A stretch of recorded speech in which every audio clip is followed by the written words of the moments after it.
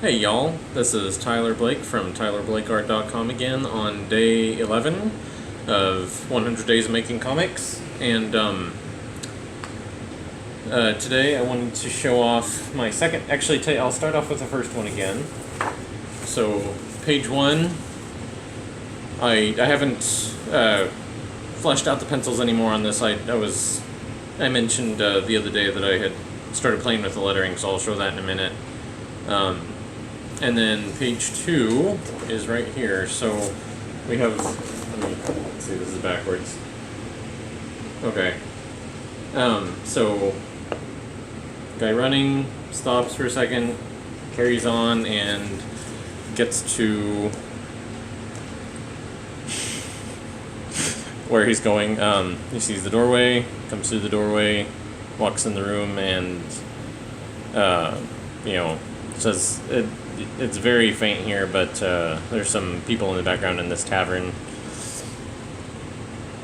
And he kind of slumps down.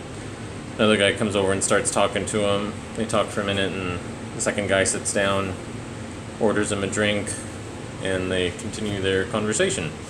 So that's where I'm at with the pencils so far.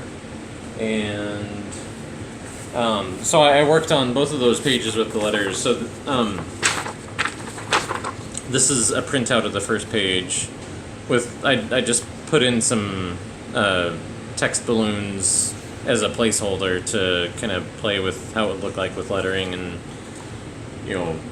move things around a little bit and play with it. And that's the other day when I said I'm not really sure if I'm happy with it yet. It still feels kind of weird, but the second page.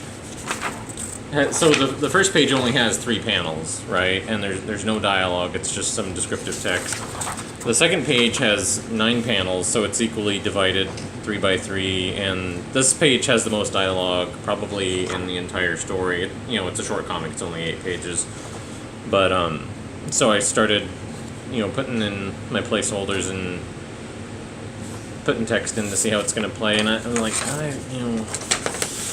I don't know if I left myself enough room because it seems like the text takes up a lot of space. So I just grabbed one of the most recent comics that I bought, which happened to be Savage Sword of Conan #1, and I was looking at their lettering, and just this isn't comic size. This is 8.5 by 11 printer paper, but I figured it's close enough to see how the size compares to the size you see in a professionally published comic. And I was looking at it, and it clicked that the font looks like it's pretty close to the same size, but their spacing is like a lot tighter. So I don't know. Let me see if I can get this to kind of show up here. So I'll go in real close on just the first panel. So on the second page, I went through and I really tightened up the spacing a lot on all of those. And if I can get this to just first panel to first panel. I didn't change the font size. This is just a difference in spacing, so you can see how far the lettering comes down here compared to here. With the gray box didn't change size at all. So just changing the spacing saves me a lot of room, but it's still legible.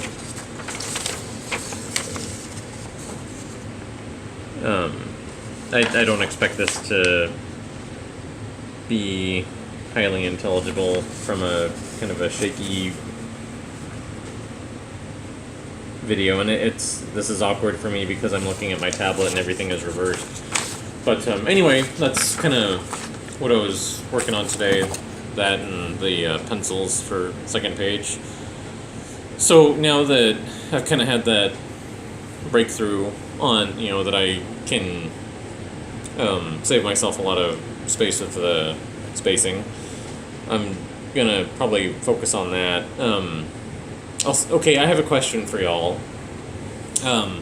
So I downloaded the free comic starter kit from Cirqueworks Art Labs that I mentioned that in one of the other videos, and I was able to download that and install that, and then back in February, it was kind of playing around with it. In late February, I had to buy a new laptop because the other one was just on its last legs. And I'm using GIMP, so I downloaded the newest version of GIMP with the new computer, and it seems like the fonts in the free comic starter kit have downloaded and installed, but they don't show up in GIMP. I guess I should open up Word and see if they come through there, and if not, maybe I'll just try and download it again. But yeah, I want to kind of play around with those fonts since they're comic fonts and that's what I got them for. But anyways, I was just kind of curious, like, if for the rest of you in the challenge, like, what fonts do you use? How many I had it measured in pixels, and I think I was doing it at 46 pixels for the size on this. So I'm just curious, like, what kind of fonts do y'all like? How do you space them? How big do you do them? That kind of thing. If you do digital lettering. And I would really appreciate your feedback on that, because of the entire process, that's probably going to be the thing that's the most new and foreign for me. So, because even though I haven't done I did do one kind of practice comic, but it had like it was all just like image to image. I didn't have any lettering in it at all. And I'll show that eventually. And I haven't colored it yet, but I've colored a lot of my artwork. I've inked a lot of my artwork. So this is like kind of a new exercise in doing panel to panel actions and all that. It's built upon skills that I've been developing for a long time now. So the lettering is pretty much really new. And I have absolutely atrocious handwriting. So the idea of hand lettering just doesn't seem like a good solution for me personally. But we'll see. So anyways, that is everything I have. And I thank you for watching, and I will see you all tomorrow. Bye.